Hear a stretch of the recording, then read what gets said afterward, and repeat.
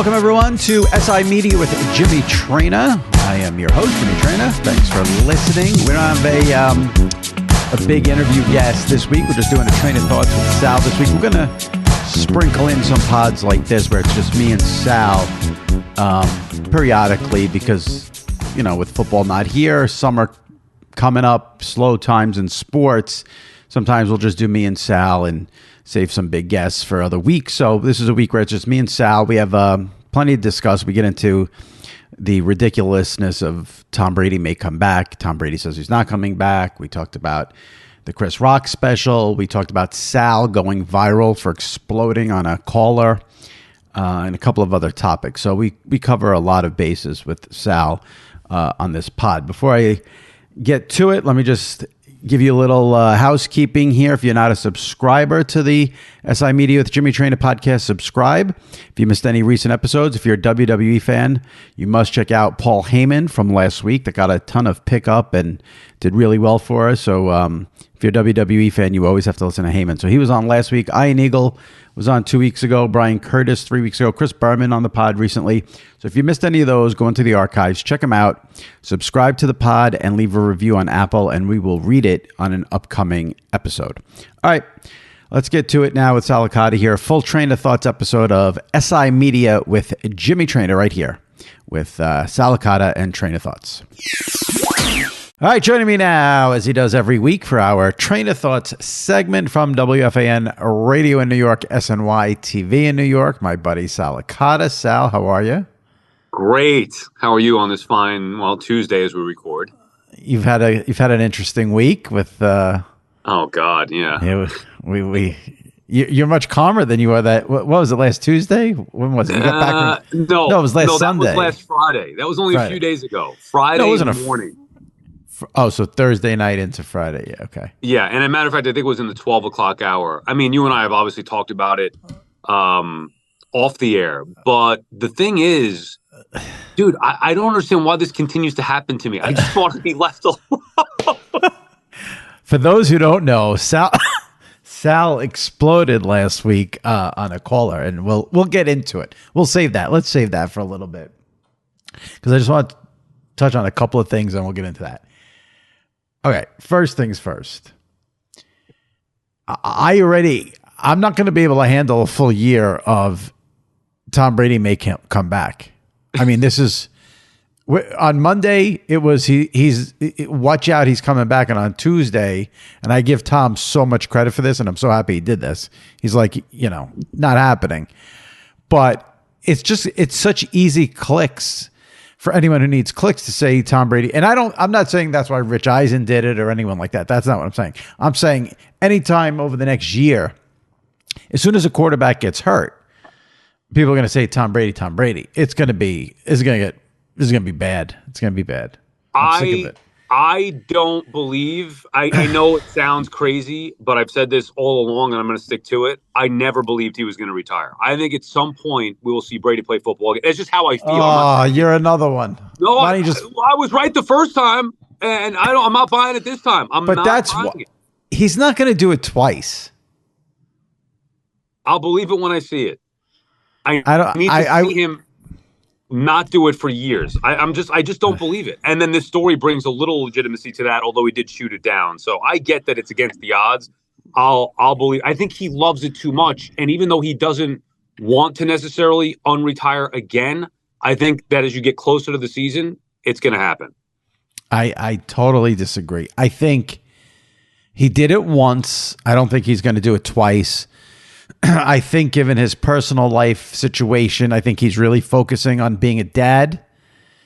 And I think that's where his life is right now. And, right now, in March. And here's the other thing. You can't come back in week 9 when you're 45 years old. I understand he's in great shape. He takes care of himself and all that. At some point, the age is going to be a factor. I mean, I think next year he goes into broadcasting, so then maybe it'll stop. But this year he's got nothing to do, so it's very easy to speculate. Especially, if Patrick Mahomes ever got hurt, or Justin Herbert, Or Josh Allen. Oh, bring in Tom Brady. Bring in Tom. But at week 9 at 45, he's just going to come in like, okay, no big deal. Let's get it going.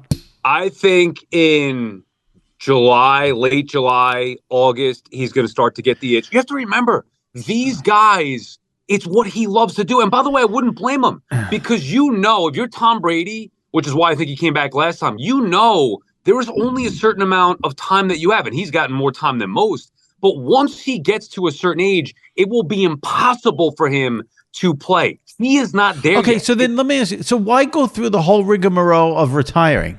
Because I think he goes through an exhausting season, emotionally, physically, whatever it may be. He's thinking, you know what, I'm done with this. Just in the immediacy of the failure of a season, the divorce, all that stuff, I'm done. That's it. I'm officially retired. But then as time goes on and you start to have more fun with your family and then you start to miss football a little bit and you think, man, if I could just win one more or give it one more chance. He loves football. It's proven more than anything in his life. I'm not buying that he is going to sit out again. I just don't believe it. And I got that the first time. I don't think he's going to do it a second time because he does it a second time. People are going to think he's, it's going to take away from his legacy. Look at Phillip Rivers. I get what you're saying. What happened with Phillip Rivers? Well, he wants to come out of retirement and play. No. See, that's another thing. That was next on my list. Someone reported that, and he came out today and said not happening. That's what I'm saying. I don't believe these stories. I think it's just an easy thing for people to say. But Rivers came out today and said not happening. I mean, really, Phillip Rivers now is going to come back at 41. This is pro football. Right. You can't just come back. Right. I get it. It's not the WWE. Yeah, right. Hulk Hogan coming in the ring at age 60. Exactly. No, but I do think even before the stories, and you may be right about it, like I just see the headlines and keep it moving. I do think there's a lot of farcical stuff out there. But I always just felt, for the reasons I just explained, I don't think Brady's done just yet. All right. There's not really much to say about this next topic, but I actually saw a couple, and I don't want to put stock into a handful of people on Twitter, but I saw a handful of people on Twitter defend John Morant. And of course, the defense is always like, well, this guy did this, or like, what about this guy? How about this? John Morant went on Instagram Live at 5 a.m. from a club and put a gun to his head. What anyone else did has nothing to do with that. There's so many levels to it. Like he's out at 5 a.m. All right, whatever. He's a young athlete. That's it. Why are you going on Instagram Live? I think it's a problem with young athletes today in general. He's got to be smarter. If you go on Instagram Live with a gun, you just got to be smarter. It's as simple as that. You're the face. You're one of the faces of the league. Forget about the face of the Grizzlies. You're the face, one of the faces of the league. You can't be. You got to be smarter than that. It is a reminder how young these guys are, and then dealing with that stardom and money, fame and fortune, all that stuff. I guess it's not easy for some people, but how you can ever think that that's okay? It just. And let me just say one other thing, because I've seen people say, like, you don't know what it's like to be a young athlete who, with money, people come after you. You need a gun to protect yourself. Everyone who has a gun, it's always, to protect yourself, You've been following sports for like 30 years. Have you ever read a story about an athlete who was getting attacked and then had a gun on him and shot someone and protected himself? Can we stop acting like these? Exactly. So like that excuse is But what so I dumb. would say is it's different if you have a gun legally to protect yourself because you're actually afraid of that. Now, by the way, he could hire security teams with his money, but let's just say he wants a gun to protect himself. There's a difference between that and flashing one on Instagram Live. Well, okay, so let me play it out. So he's in I think he was in a strip club, but I'm not 100. But he's in a club at 5 a.m. So the thought process is someone may go up to him because he's John Morant, superstar NBA player, and give him shit. So then he's going to take out the gun and shoot the guy? Right. Well, what is the gun for exactly? You're in a club. Yeah, and obviously, if you're really worried about your safety that much, you shouldn't be out at 5 a.m. in a random strip club. I'm just trying to figure out how many athletes have shot someone to protect themselves. No, I remember Plaxico Burress shot himself. Right. I mean, right. But look, it's a messy situation. I loved John Morant. I can't get behind a guy that's that dumb to be flashing a gun on Instagram Live. Like, that is just stupidity at its highest level. I agree. All right.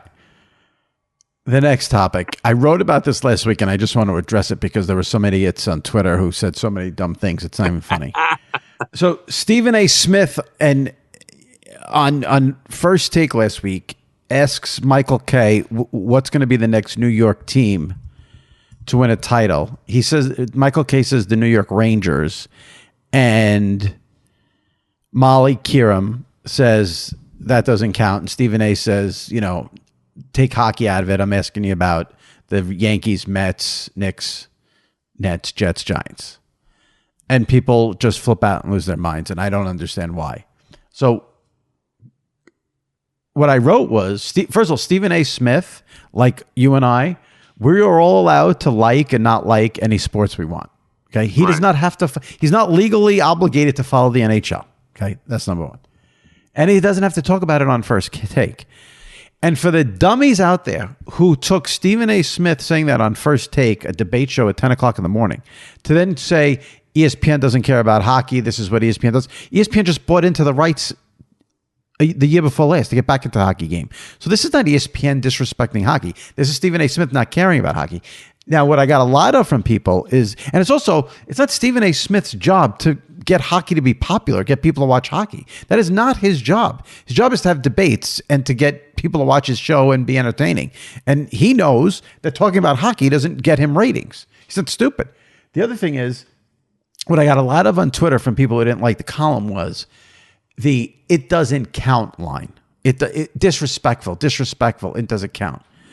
Now, there's all this talk about everyone's so sensitive, everyone's so soft, people getting hurt by words. If you're a hockey fan, you're going to be upset because someone said the Rangers don't count. You can't, like, it was said as in jest, number one. Number two, him saying hockey doesn't count doesn't mean hockey doesn't count. What he means is it doesn't count for his show. And if you don't like it, it's too bad. And the theory that, like, there's a sports fan out there who watches First Take who's like, maybe I'll watch the NHL. Maybe I won't. You know what? Stephen A. says it doesn't count. I'm not going to watch it. It doesn't work that way. The people offended by this are so completely dumb. It's surreal.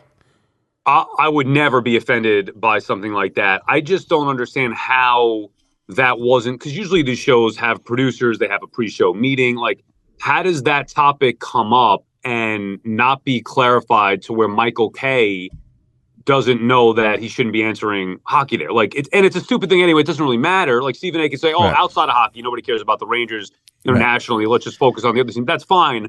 But it should have been hashed out before the topic came up, because I guarantee it was pre-planned. And then Kay would have said the Rangers. And they said, well, no, don't pick the Rangers to avoid hockey. A team outside of the Rangers that can win. That's how that would usually work. We've had that. I do that all the time. Yeah. I didn't think of that. That does make. I mean, maybe the producer said we're going to do like which New York team will win a title next. Right, but maybe they didn't hash it out. But they didn't tell him keep it to the teams people care about. Correct. Right. I mean, I'm going to do something that's going to piss you off, but I have to do it. Now, I actually like this guy a lot. This is not a knock on this guy in any way, shape, or form, because I'm a Yankee fan. I actually have a massive amount of respect, and I like Howie Rose a lot. He sent out a tweet that I couldn't even believe was real. Okay? This is what he wrote. This is an absolute slap in the face to every single hockey fan in the USA. Howie, relax. It's First Take. Coming from ESPN, it's no surprise. Howie, ESPN paid millions of dollars to get back in the hockey business last year. If I were Gary Bettman, I would be furious and speak out publicly. But of course, as long as the check clears, nothing else matters, especially loyal fans and viewers. Really? You're that upset about Stephen A. Smith not liking hockey? You can't possibly be serious. Now, wait, but what did Stephen A. say exactly? Did he just say nobody cares about hockey? Is that what pissed people off? Molly Kieram said the Rangers don't count. And then Stephen A. said, I don't know anything about hockey. The only thing I know about hockey is the puck is black. When I ask you who can win a cup, keep it to baseball, football, and basketball. All right, so what's the problem? I have zero problem. The problem is hockey fans seem awfully sensitive. Well, because they take that it doesn't count the wrong way. I'm with you. I would assume it doesn't count for this conversation on this show. Not that a Stanley Cup doesn't count. They were very mad that Molly said when he said it went, who do you think is the next New York team to win a title? The Rangers. Oh, come on, they don't count. That's what people have. They're all hot and bothered over. All right. Well, it is disrespectful, and like I said, that's something that should have been hashed out in the. I don't see it as disrespectful. How is it toward hockey? Now, I would never take offense to it, but it is disrespectful toward. But the show never talks about hockey ever. But no, that's fine. But so that's my point as to where would they even put in a spot that. First of all, good for Kay to say his real opinion on it. Well, I don't care if you're asking me the question, I'm going to answer it. Oh, hockey doesn't count on this show? Okay, fine, I'll give you another answer. But I do think that I do understand how it could be taken disrespectfully from a hockey fan. Why they would care that much, that I don't understand. Like people shit on WWE all the time. I don't care. Like what is it? Like who cares? Right. Correct. All right. Yeah. All right, we're gonna get to Sal's rant after this last topic. Did you watch the Chris Rock Netflix special? No, I didn't. I have to. God, I know. It's on my list. My wife fell asleep. I ended up watching the Knicks Celtics Sunday night. I got these overnights are killing me, man. What do you want me to do? Well, this was on Saturday night. I understand that. Well, Saturday night was my wife went out. She went to visit her friends because she's ticked off that I'm working all the time. So when we have a free weekend and I'm home, she wanted to go visit her friends. So now I was on daddy duty. I'm wiped Saturday night. Got the baby to sleep. She's waking up at 10 o'clock. That seems like the perfect time to watch the Chris Rock special. Yeah, no, it would have been other than she kept waking up. And after a couple of times, then I have to go up and I was just like, screw it, I might as well just lay it. Plus, like I said, I wanted to watch it with my wife. I knew that's something that we were supposed to watch together. So Sunday was the night, and then she went up to sleep because she was tired, and I just haven't had the chance. What a fucking debacle.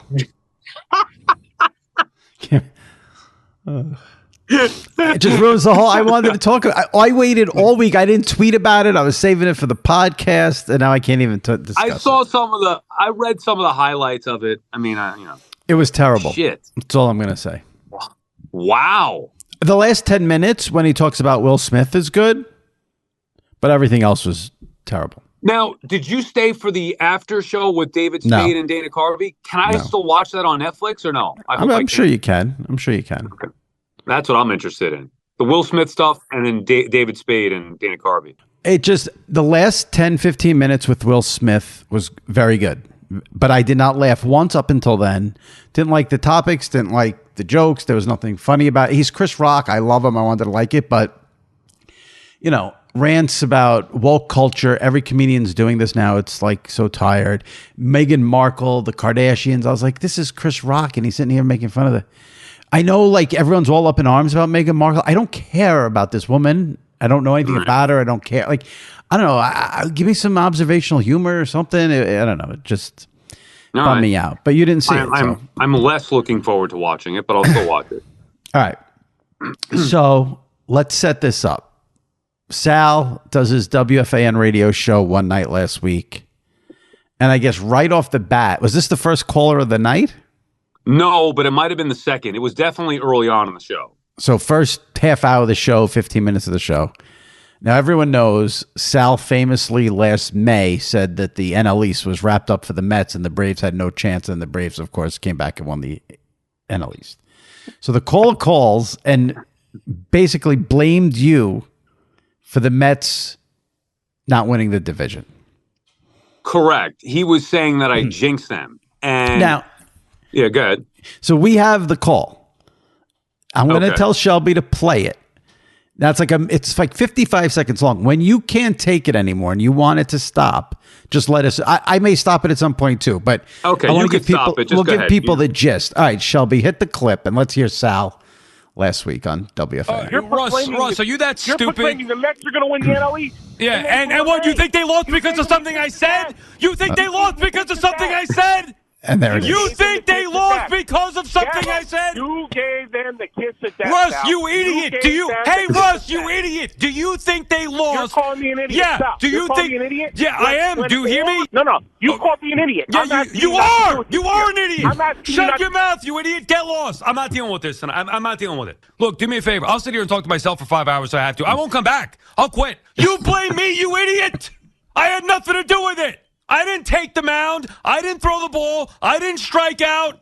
You're blaming me. Blame the players. I don't care who you are. If you think that any words that I said we can stop the clip. Mets to lose.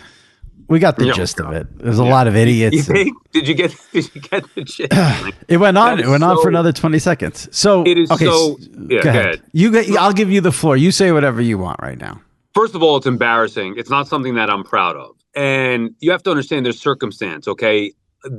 My schedule is very grueling with TV into radio.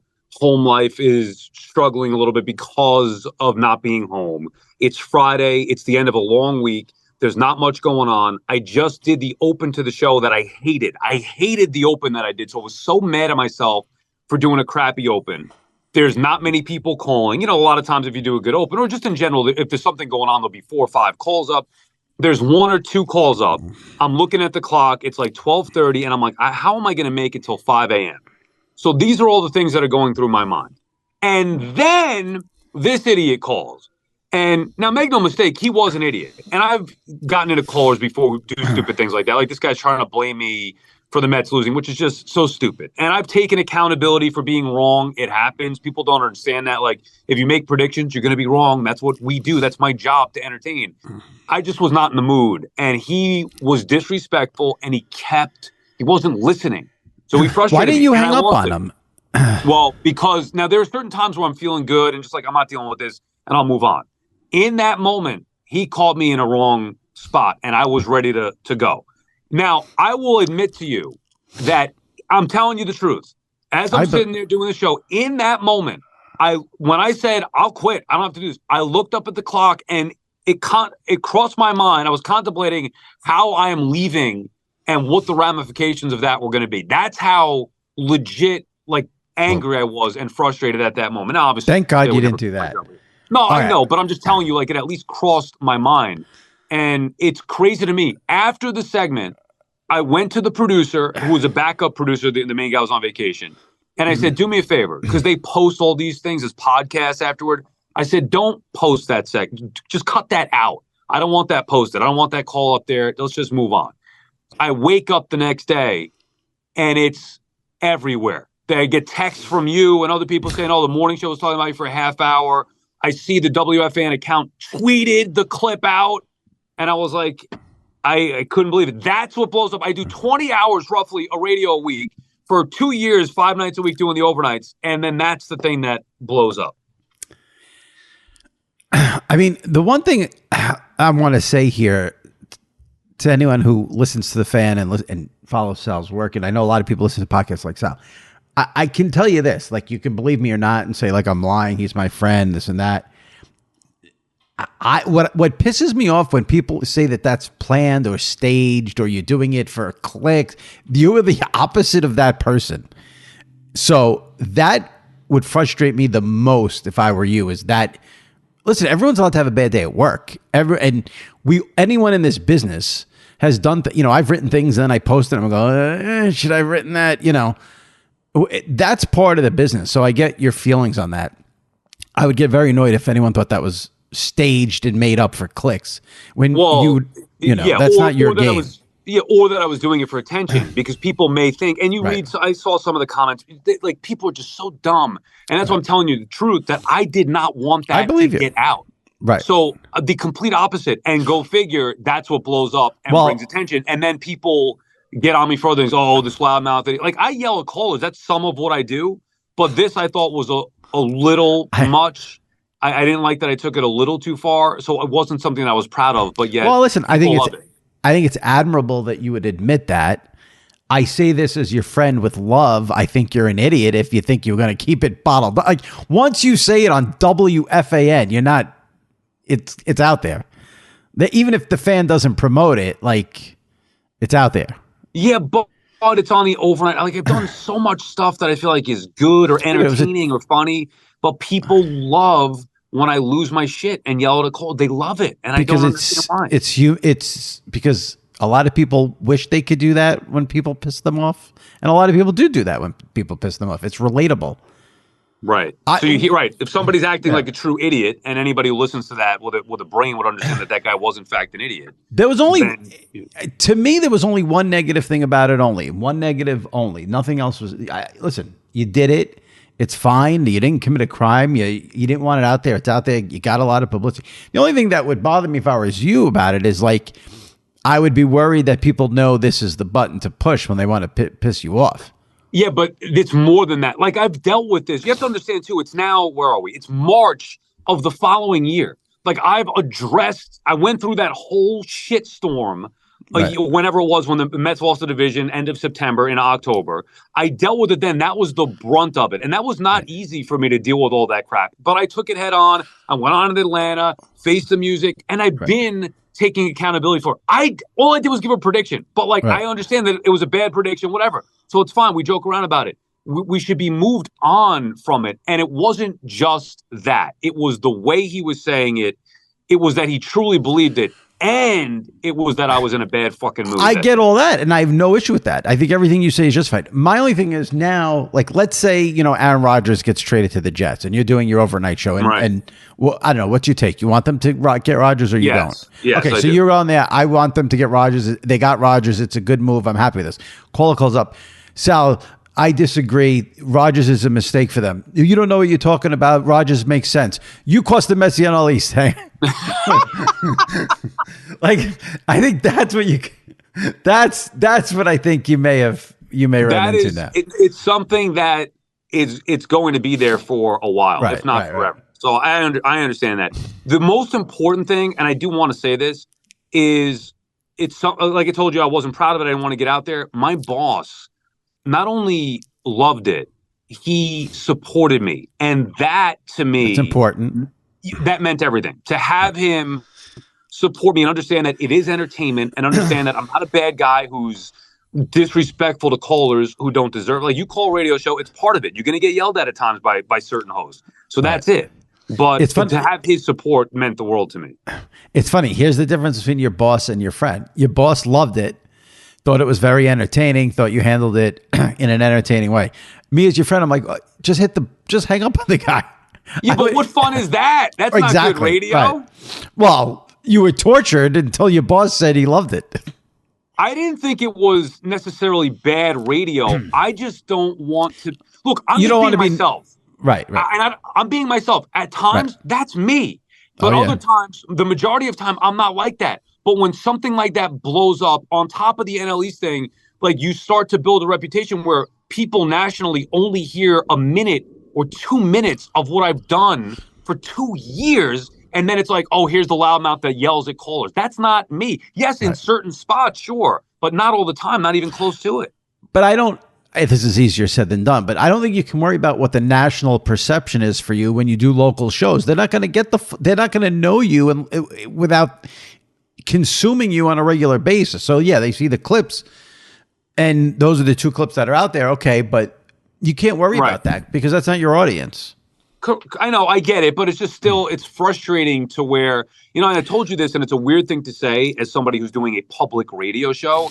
It felt like an invasion of privacy because I do these shows never, ever, ever thinking that anybody outside of that intimate overnight audience is going to be paying attention. Now, when you're on during the day or filling in the morning show, a little different. You feel a little different. But in the overnight, it's just me and the callers and our show. We're getting through it. And then to have that moment where I was not proud of blow the fuck up, that's where it was a little like, I felt like it was an invasion of privacy. And it wasn't. Well, then it could be a lesson then that you have to understand, whether you're talking at midnight, 1, 3, 4, people are listening. And if there's something there that people want to make a thing out of, they can easily do it. But it's just very weird where you do a whole show and they make a thing out of whatever it may be, and I can't control it. And no, you cannot. You got to embrace it. Right, which is fine. And the thing is, I'm just being myself. And I think being real is relatable, and that's probably why people love it. Certain moments, that's me. Not all the time, but at certain moments, in that moment, that was me. Right. And at the end of the day, I mean, what are we talking about here? The Mets, the NL East. I mean, that caller is the one who's deranged, not you. Your behavior in that moment might have been deranged, but him thinking that you have control of a baseball division is deranged. I have taken more blame for the Mets losing the NL East than the Mets themselves. How is that possible? On Twitter, I'm getting more crap than the Mets themselves are. Well, I mean, but karma and jinxing is a part of sports. So, oh God, I guess you know, that's part of it. All right. Well, I'm glad to see you're bouncing back, and like I said, you have the ability to hang up on these people. I know. Let me ask you this: if you're feeling like you're going to explode in that moment, can you hang up on the guy and say, let's just go to a commercial, and can they get you to a commercial quickly? Or does that, because I know the commercial's at time, like it's certain. No, you could. I could hang up on him and break whenever I wanted to. Do that next time. Most times I am in, even if I lose it, I'm in control. That was one spot where I felt where I might have lost control to a certain extent. Obviously, I didn't go overboard to do anything really stupid. Right. But I definitely lost it on that guy. I wasn't happy. The I'll talk to myself for 5 hours. That was a bad plan. Well, I mean, that's I don't want to do that, but unfortunately on the overnight, sometimes you have to do that. I mean, you get calls. At least threaten to do it. All right. Yeah. All right.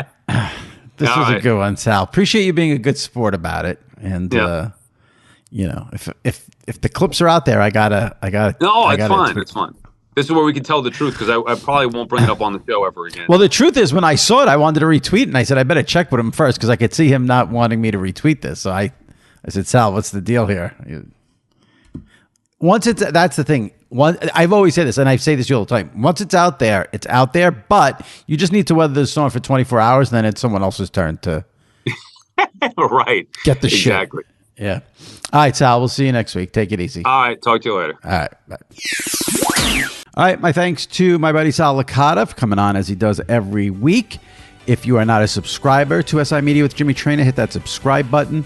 And if you want, check out some past episodes. If you missed any of them, Paul Heyman, WWE and wrestling icon, was on last week. Iron Eagle 2 weeks ago. Brian Curtis from The Ringer. Chris Berman as well. Recent guests right here on SI Media with Jimmy Traina. So subscribe, leave a review on Apple, and we'll read it on an upcoming episode. All right, that wraps it up. We'll see you next week right here. Stay safe and take care.